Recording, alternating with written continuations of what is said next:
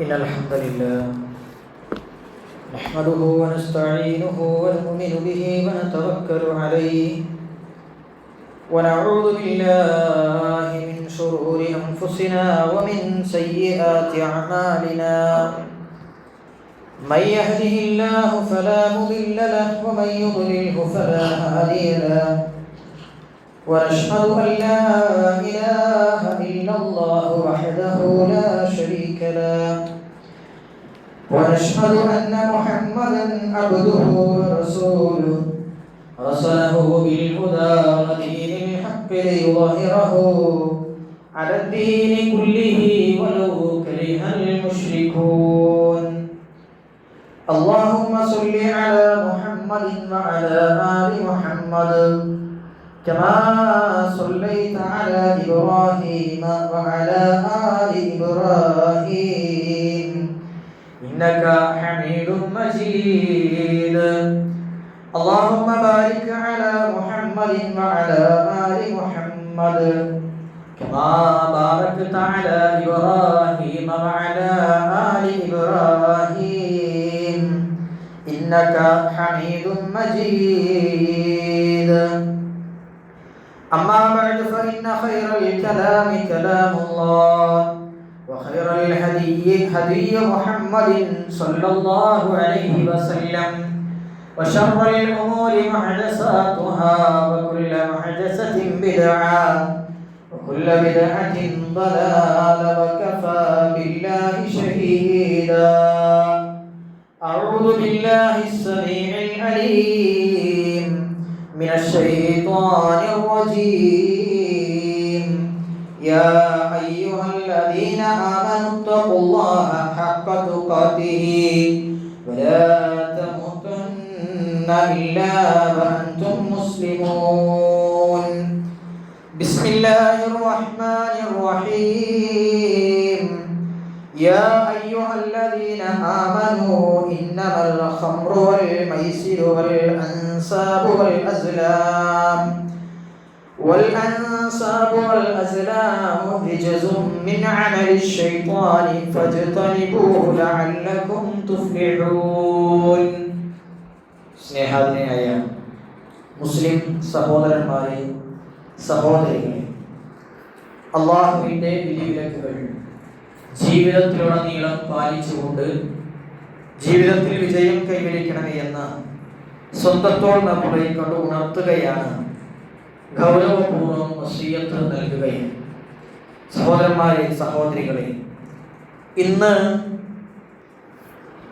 നമ്മൾ മുസ്ലിം സമുദായം അല്ലെങ്കിൽ മുസ്ലിം സമൂഹം പുതിയ ഒരു വർഷത്തിലേക്ക് നമ്മൾ കാലെടുത്ത് വെക്കാനിരിക്കുകയും ഹിജ്റ വർഷം ദുൽഹിജ്ജ കഴിഞ്ഞ് മുഹറമിലേക്ക് പ്രവേശിക്കാനിരിക്കുകയും.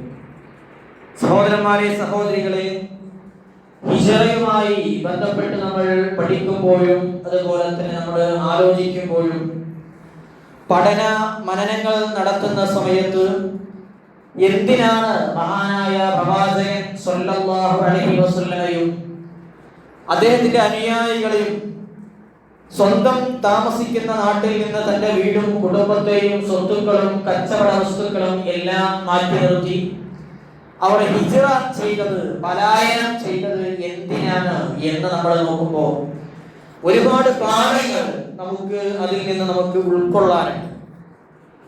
പ്രിയപ്പെട്ടവരെ, നമ്മുടെ ലോകത്ത് ഇന്ന് തിന്മകൾ അധികരിച്ചു കൊണ്ടിരിക്കുകയാണ്. ഇന്ന് നമ്മുടെ സമൂഹം നേരിടുന്ന ഏറ്റവും വലിയ ഭീഷണികളാണ് അല്ലെങ്കിൽ ഏറ്റവും വലിയ തിന്മയാണ് ലഹരി എന്നത്. അതുപോലെ തന്നെ ആ ലഹരിയിൽ ഉൾപ്പെട്ടിട്ടുള്ള കാര്യങ്ങളാണ് മദ്യവും മയക്കുമരുന്നും അതുപോലെ തന്നെ ഓൺലൈനായി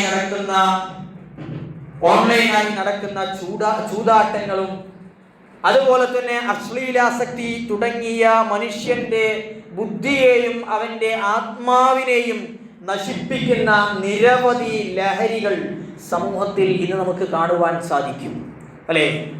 ഇന്ന് ലോകം മറ്റൊരു ലഹരിയിൽ കൂടിയാണ്, ഫുട്ബോളിന്റെ ഒരു ലഹരിയിൽ കൂടിയാണ്. അല്ലാഹു തആല വിശുദ്ധ ഖുർആനിൽ സൂറത്തുൽ മാഇദ അതിന്റെ 90-ാമത്തെ ആയത്തിലൂടെ നമുക്ക് പറഞ്ഞു തരുന്ന ഒരു വാക്യമുണ്ട്. അതാണ് ആമുഖമായിട്ട് ഞാൻ ഓതി വെച്ചിട്ടുള്ള കാര്യം. യാ അയ്യുഹല്ലദീന ആമനു, ഹേ സത്യത്തിൽ വിശ്വസിച്ചിട്ടുള്ള ആളുകൾ, വിശ്വാസി സമൂഹത്തെ വിളിച്ചിട്ട്, നമ്മളെ വിളിച്ചിട്ട് അല്ലാഹു തആല പറയുകയാണ്, ഇന്നമൽ ഖംറു വൽ മൈസിറു വൽ അൻസാബു വൽ അസ്ലാമു റിജ്സും മിൻ അമലി ശൈത്വാൻ ഫജ്തനിബൂഹു ലഅല്ലകും തുഫ്ലിഹൂൻ. ഹേ വിശ്വാസികളെ, ഇന്നമൽ ഖംർ, തീർച്ചയായും മദ്യം ലോകം ഇന്ന് നേരിടുന്ന ഏറ്റവും വലിയ ഒരു പ്രശ്നമാണ് മദ്യം എന്നത്, അല്ലേ? കഴിഞ്ഞ ദിവസം ആധാറിനെ സംബന്ധിച്ച് ചില വിദ്യാർത്ഥികളോട് ചോദിച്ചപ്പോ ആ വിദ്യാർത്ഥികളുടെ മാതാക്കൾ പറഞ്ഞിട്ടുള്ള ഒരു കാര്യം, സർ, എൻ്റെ മകളുടെ ആധാർ കാർഡ്, എൻ്റെ വീടിൻ്റെ ആധാരം, എൻ്റെ ഭർത്താവ് എന്ന് പറയുന്ന മനുഷ്യൻ മദ്യാസക്തി ലഹരിയിൽ അദ്ദേഹം വന്നിട്ട് എല്ലാം കത്തിച്ചു. മാഷേ, ഇനി എന്താണ് ചെയ്യുക? ഒരുപാട് കുടുംബങ്ങൾ, പ്രിയപ്പെട്ടവരെ, പ്രയാസങ്ങൾ അനുഭവിക്കുന്നു. ഒരുപാട് കുടുംബങ്ങൾ പീഡനങ്ങൾ അനുഭവിക്കുന്നു. എന്തുകൊണ്ട്? ഈ ഒരു മദ്യം കൊണ്ട്. അല്ലാഹു തആല പറയാ, തീർച്ചയായും മദ്യം എന്നത്, അതുപോലെ തന്നെ വൽ മൈസിർ, ചൂതാട്ടം എന്നത്, വൽ അൻസാബ്, പ്രശ്നം വെക്കാൻ, വൽ അസ്ലാം, പ്രശ്നം നോക്കാനുള്ള അമ്പുകൾ, ഇതൊക്കെ റിജ്സും മിൻ അമലി ശൈത്താൻ, ഇത് മ്ലേച്ഛകരമായ പിശാചിന്റെ ശൈത്താന്റെ പ്രവർത്തനങ്ങളാണ് വിശ്വാസികളെ എന്ന് വിളിച്ചിട്ട് അല്ലാഹു തആല പറയാ. എന്നിട്ട് പറയുന്നത് ഫജ്തനിബൂ, നിങ്ങൾ ഇത് ഉപയോഗിക്കരുത് എന്നല്ല, നിങ്ങൾ മദ്യം കുടിക്കരുത് എന്നല്ല, നിങ്ങൾ ലഹരി ഉപയോഗിക്കരുത് എന്നല്ല. ഫജ്തനിബൂ, ഈ ലഹരി ഉണ്ടല്ലോ, ഈ മദ്യമുണ്ടല്ലോ, ഇങ്ങനെയിലേക്ക് പോകുന്ന ഏതൊരു കാര്യമുണ്ടല്ലോ, അതിനെ നിങ്ങൾ അകറ്റി നിർത്തണം എന്നതാണ്. അകറ്റി നിർത്തുക, ജീവിതത്തിൽ നിന്ന് അതിലേക്ക് അടുക്കരുത്. അതിന്റെ ഓപ്പോസിറ്റ് എന്താ? അതിലേക്ക് അടുക്കരുത് എന്നതാണ്. അതിലേക്ക് അടുത്ത് പോകരുത് എന്ന കാരണം എന്താ? ലഹരിയുടെ അടുത്തെത്തുന്നത് പോലും മനുഷ്യനെ അത് നാശത്തിലേക്ക് നയിക്കും. മഹാനായ റസൂലുള്ളാഹി സ്വല്ലല്ലാഹു അലൈഹി വസല്ലം പറഞ്ഞിട്ടുള്ള ഒരു കഥയുണ്ടല്ലോ സഹോദരന്മാരെ, സഹോദരികളെ. എന്താ? ഒരു രാജാവ് ഒരു മുത്തഖിയായ ഒരു മനുഷ്യനെ പിടിച്ചു കൊണ്ടുവരുന്നു. അദ്ദേഹത്തോട് പറയുന്നു, 3 തിന്മകളുണ്ട്, ഇതിലേതെങ്കിലും ഒന്ന് നീ ചെയ്യണം. ഒന്നെന്താണ്? ഒരു സ്ത്രീയുമായി വ്യഭിചരിക്കണം. മറ്റൊന്നെന്താണ്? ഒരു പിഞ്ചു കുഞ്ഞിനെ വകവരുത്തണം, കൊല്ലണം. മൂന്നാമത്തത് എന്താ? ഒരു കപ്പ് മദ്യം നീ കഴിക്കണം. കൂട്ടത്തിൽ ഏറ്റവും ചെറുത് മദ്യം കഴിക്കുക എന്നതാണ്. അങ്ങനെ ഇദ്ദേഹം ഇത് തിരഞ്ഞെടുക്കുകയും ഈ പിഞ്ചു കുഞ്ഞിനെ കൊലപ്പെടുത്തുകയും ചെയ്തു. ശേഷം ഈ സ്ത്രീയുമായി വ്യഭിചാരത്തിൽ ഏർപ്പെടുകയും ചെയ്തു. നോക്കൂ നിങ്ങൾ, ഈ ലഹരി തലക്ക് പിടിച്ചു കഴിഞ്ഞാൽ പിന്നെ എന്താ ചെയ്യുക എന്ന് പറയുന്നതല്ല. എന്താ ചെയ്യുക എന്ന് ആർക്കും അറിയില്ല.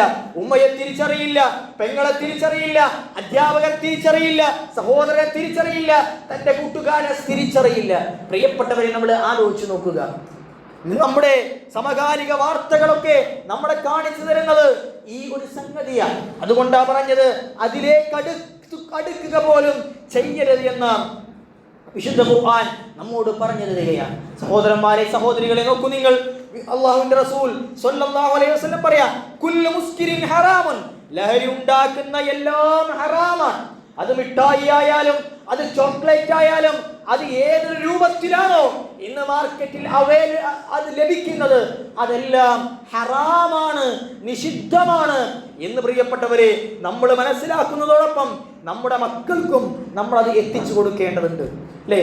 മറ്റൊരു ഹദീസിൽ മഹാനായ റസൂലുള്ളാഹി സ്വല്ലല്ലാഹു അലൈഹി വസല്ലം പറയാ, മാ അസ്കറ കസീറുഹു ഫഖലീലുഹു ഹറാമുൻ.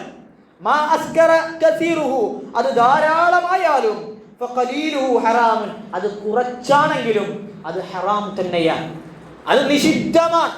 പ്രിയപ്പെട്ടവരെ, കൂട്ടുകൂടുമ്പോ ഒരു നമ്മുടെ ഒരു ആഗ്രഹത്തിന് വേണ്ടി, ആസ്വാദനത്തിന് വേണ്ടി ഒന്ന് വലിച്ചു പോയതായിരിക്കും. പിന്നെ അത് സ്ഥിരമാണ്. പ്രിയപ്പെട്ടവരെ, അതിൽ നിന്ന് മാറി നിൽക്കാൻ കഴിയുന്നില്ല, അതിൽ നിന്ന് വിട്ടുപോരാൻ സാധിക്കുന്നില്ല. എന്തെങ്കിലും ഒരു ആസ്വാദനത്തിന് വേണ്ടിയിട്ടാണ് ചിലപ്പോ ഇത് തുടങ്ങാറുള്ളത്. SSLC തോറ്റത് കൊണ്ടായിരിക്കാം തുടങ്ങിയിട്ടുള്ളത്, അല്ലെങ്കിൽ വേറെ എന്തെങ്കിലും ഒരു പ്രയാസം ഉണ്ടായപ്പോ തന്റെ കൂട്ടുകാരനൊന്ന് നുണച്ചു തന്നതാ. പ്രിയപ്പെട്ടവരെ, പിന്നെ അതിൽ നിന്ന് വിട്ടുനിൽക്കാൻ സാധിക്കാത്ത, ഈ ഒരു കൂട്ടുകെട്ടിൽ നിന്ന് വിട്ടുനിൽക്കാൻ സാധിക്കാത്ത ഒരു അവസ്ഥയിലേക്ക് മാറിക്കൊണ്ടിരിക്കും എന്നതാണ്. പ്രിയപ്പെട്ടവരെ, നോക്കൂ, ഇന്ന് നമ്മുടെ കൊച്ചു കേരളത്തിൽ ലഹരി ഉപയോഗം എന്നത് അതിഭയാനകമായി വർദ്ധിച്ചുകൊണ്ടിരിക്കുക. അത് വൃദ്ധരായിട്ടുള്ള ആളുകളിലല്ല, അല്ലെങ്കിൽ ഇത്തിരി പോകുന്ന കുഞ്ഞുങ്ങളിലല്ല, മറിച്ച് 5ാം ക്ലാസ് മുതൽ ഡിഗ്രി തലം വരെ പഠിക്കുന്ന വിദ്യാർത്ഥികളിലും യുവാക്കളിലും മയക്കുമരുന്നിന്റെ സ്വാധീനം വർദ്ധിക്കുന്നതായിട്ട് നമ്മുടെ ഔദ്യോഗിക കണക്കുകൾ പ്രിയപ്പെട്ടവരെ നമ്മളെ ആശ്ചര്യപ്പെടുത്തുകയാണ്. കുടുംബങ്ങൾ തകരുകയാണ്. ഉമ്മക്ക് മകനെ നഷ്ടപ്പെടുന്നു, മക്കൾക്ക് ഉമ്മയെ നഷ്ടപ്പെടുന്നു, അതുപോലെ തന്നെ മക്കൾക്ക് ഉപ്പയെ നഷ്ടപ്പെടുന്നു, മാതാപിതാക്കൾക്ക് മക്കളെ നഷ്ടപ്പെടുന്ന ഒരു അവസ്ഥ ഇന്ന് സംജാതമായി കൊണ്ടിരിക്കുകയാണ്. അല്ലേ? മാതാപിതാക്കൾ എത്ര ആളുകളാണ് കരയുന്നത്? സ്കൂൾ കൗൺസിലേഴ്സിനോടൊക്കെ നമ്മൾ ചോദിച്ചു നോക്കിയാൽ അവർ പറയും, മാതാപിതാക്കൾ വന്നുകൊണ്ട് കരയുക, സാർ എങ്ങനെയെങ്കിലും എൻ്റെ മകളെ ആൺകുട്ടികൾ മാത്രമല്ല ഈ വലയിൽപ്പെട്ടിട്ടുള്ളത്, പെൺകുട്ടികൾ പോലും ഇതിന്റെ ക്യാരീസായിട്ട്, ഇത് കൊണ്ടുകൊടുക്കുന്ന, ഇത് വിൽക്കുന്ന ആളുകളായിട്ട് ചെറുപ്രായത്തിൽ തന്നെ മാറുന്നു എന്നതാണ് പ്രിയപ്പെട്ടവരെ നമ്മൾ നോക്കുന്നത്, നമ്മൾ കാണുന്നത്. നോക്കൂ നിങ്ങൾ, ഇത്തരം സാഹചര്യത്തിലാണ് നമ്മുടെ സർക്കാർ പുതിയ ഒരു പദ്ധതിയുമായി കൊണ്ടുവന്നിട്ടുള്ളത്. ഏതാ? തൂഫാൻ എന്നുള്ള പദ്ധതി. അത് എന്താ? ലഹരിക്കെതിരെയാണ്. പ്രിയപ്പെട്ടവരെ, ഒരു മുസ്ലിമിനെ സംബന്ധിച്ചിടത്തോളം നമുക്കറിയുന്ന, ഇത് ലഭിക്കുന്ന സ്ഥലം നമുക്കറിയാമോ? അത് ഇതിന്റെ ആളുകളെ അറിയിക്കേണ്ടതുണ്ട്. സ്കൂൾ മക്കളുണ്ടല്ലോ ഇവിടെ, ആ കുട്ടികൾക്കറിയാം എന്റെ കൂട്ടുകാരൻ ഇത് ഉപയോഗിക്കുന്നുണ്ടോ, എന്റെ കൂട്ടുകാരിക്ക് എവിടെ നിന്നാണ് ഇത് ലഭിക്കുന്നത് എന്ന് അറിയാമെങ്കിൽ ഇതിന്റെ ഔദ്യോഗിക സ്രോതസ്സുകളിലേക്ക് നമ്മൾ ഇത് എത്തിക്കേണ്ടതുണ്ട്. അല്ലാഹുവിന്റെ റസൂൽ പറയാ, മൻ റആ മിൻകും മുൻകറൻ, നിങ്ങളിൽ ആരെങ്കിലും ഒരു തിന്മ കാണുകയാണെങ്കിൽ നിങ്ങളുടെ കൈ കൊണ്ട് അതിനെ നിങ്ങൾ തടുക്ക്. അതിന് സാധിക്കുന്നില്ലേ, നിങ്ങളുടെ നാവ് കൊണ്ട് നിങ്ങൾ അതിനെ തടുക്കണം. ഇനി അതിനും കഴിയുന്നില്ലേ, നിങ്ങളുടെ ഹൃദയം കൊണ്ട് നിങ്ങൾ അതിനെ വെറുക്ക്. അത് ഈമാനിന്റെ ഏറ്റവും ചെറിയ കണികയാണ് എന്ന് അല്ലാഹുവിന്റെ റസൂൽ സ്വല്ലല്ലാഹു അലൈഹി വസല്ലം പ്രിയപ്പെട്ടവരെ നമുക്ക് പറഞ്ഞു തരികയാണ്, നമുക്ക് പഠിപ്പിച്ചു തരികയാണ്. ഈ ലഹരിയിൽ നിന്ന് രക്ഷപ്പെടാനുള്ള മാർഗം എന്താ? ഈ ലഹരിയുടെ പിടുത്തത്തിൽ നിന്ന് പ്രിയപ്പെട്ടവരെ നമ്മുടെ മക്കളെ, നമ്മുടെ യുവ സമൂഹത്തെ, നമ്മുടെ മഹല്ലിനെ, നമ്മുടെ നാടിനെ രക്ഷപ്പെടുത്താനുള്ള വഴികൾ എന്തൊക്കെയാ? ഒന്ന്, അള്ളാഹുവിലേക്കുള്ള മടങ്ങി വരവാണ്. 7ാം ക്ലാസ് വരെ മദ്രസയിൽ പഠിച്ചിട്ടുള്ള കുട്ടികളായിരിക്കും പ്രിയപ്പെട്ടവരെ. ആ 7ാം ക്ലാസ് വരെ പഠിച്ചിട്ടുള്ള കുട്ടികൾക്ക് എന്താണ് കൂടുതലായി കൊണ്ട് ലഭിക്കുന്നത്? അവരെ വീണ്ടും നമ്മൾ പിന്തുടരേണ്ടതുണ്ട്. അവർക്ക് മതപരമായിട്ടുള്ള കാര്യങ്ങൾ ലഭിക്കുന്നതിൽ സഹോദരന്മാരെ, ഉമ്മമാരെ, ഉപ്പമാരെ നമ്മൾ ശ്രദ്ധിക്കേണ്ടതുണ്ട് എന്ന അള്ളാഹുവിലേക്ക് മടങ്ങി വരാൻ നമ്മൾ പ്രേരിപ്പിക്കേണ്ടതുണ്ട്. 2, പള്ളിയുമായിട്ടുള്ള ബന്ധം. മക്കൾക്ക് പള്ളിയുമായിട്ടുള്ള ബന്ധം എത്രത്തോളം ഉണ്ട് എന്ന് പ്രിയപ്പെട്ടവരെ നമ്മൾ ആലോചിക്കേണ്ടതുണ്ട്. നോക്കൂ നിങ്ങൾ, 12:30-ക്കും 5:30-ക്കും 2:30-ക്കും 1:30-ക്കും ഒക്കെ കളി നോക്കിയിട്ട് പ്രിയപ്പെട്ടവരെ അലാറം വെച്ച് എണീക്കുന്ന നമ്മുടെ മക്കളുണ്ടല്ലോ. ഇന്നലെ നടന്നിട്ടുള്ള കളി അത് കാണാൻ വേണ്ടിയിട്ട് അലാറം വെച്ച് എണീറ്റ മക്കളുണ്ടല്ലോ. തഹജ്ജുദ് നമസ്കരിക്കാൻ ആ കുട്ടികൾ എണീക്കുന്നില്ല. സുബ്ഹ് നമസ്കരിക്കാൻ ആ കുട്ടികൾ ആ സമയത്ത് എണീക്കുന്നില്ല. പ്രിയപ്പെട്ടവരെ ആലോചിക്കുക, പള്ളിയുമായി കൊണ്ടുള്ള ബന്ധം നമ്മൾ നമ്മുടെ മക്കൾക്ക് അത് ദൃഢമാക്കുക എന്ന. 3-മത്തത് ഖുർആനുമായി കൊണ്ടുള്ള ബന്ധം അത് കുട്ടികളുമായി കൊണ്ട് വർദ്ധിപ്പിക്കേണ്ടതുണ്ട്. പോരാ, 4-മത്തത് നല്ല സുഹൃത്തുക്കളെ തൻ്റെ മക്കളുടെ അത് ഡിഗ്രി തലത്തിൽ പഠിക്കുന്ന ആയാലും +2 തലത്തിലായാലും ഹൈസ്കൂൾ തലത്തിലും UP തലത്തിലും ഒക്കെ പഠിക്കുന്ന കുട്ടികളായാലും നമ്മുടെ മക്കളുടെ കൂട്ടുകാരെ നമുക്കറിഞ്ഞിരിക്കണം.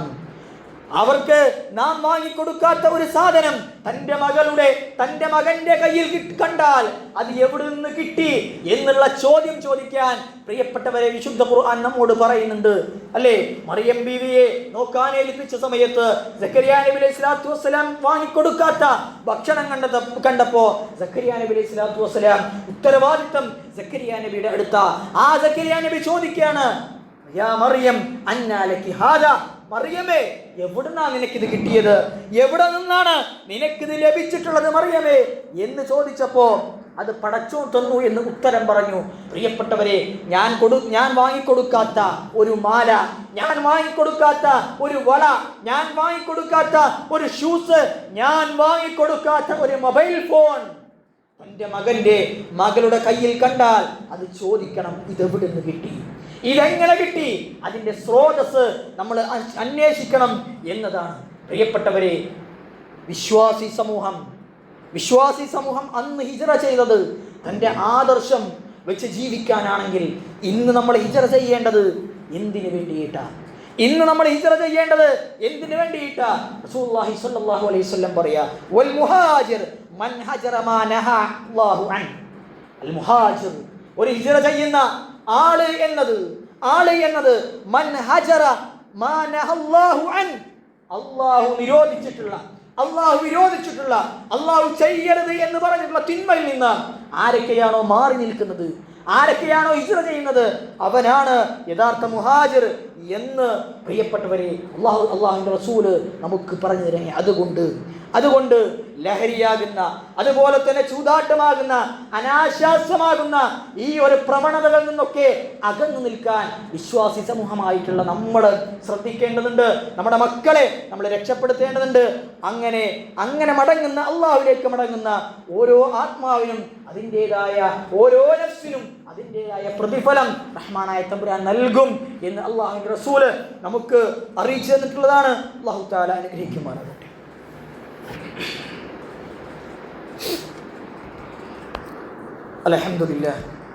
അൽഹംദുലില്ലാഹി അല്ലദീ കഫാ സ്വലാത്തു വസ്സലാമു അലാ റസൂലിൽ മുസ്തഫ വഅലാ ആലിഹി വസഹാബിഹി ശുറഫാ വമൻ തബിഅഹും ബിഇഹ്സാനിൻ ഇലാ യൗമിദ്ദീൻ. അമ്മാ ബഅദ്. സ്നേഹാദരനായ സത്യവിശ്വാസികളെ, പടച്ച റബ്ബിൻ്റെ വിധിവിലക്കുകൾ ജീവിതത്തിലുടനീളം പാലിക്കണമെന്ന് സ്വന്തത്തോടൊപ്പം ഒരിക്കൽ കൂടി ഉണർത്തുകയാണ്, വസിയ്യത്ത് നൽകുകയാണ്.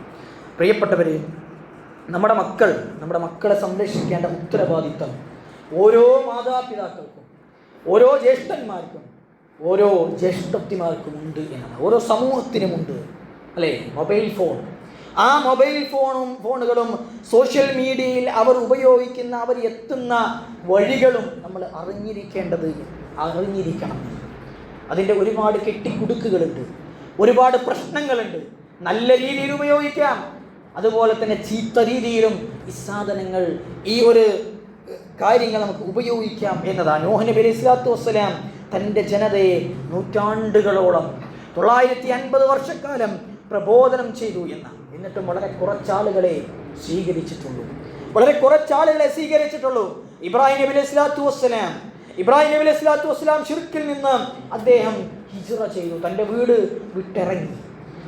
വിട്ടിറങ്ങി, നാട് വിട്ടിറങ്ങി, കൂട്ടുകാരെ വിട്ടിറങ്ങി.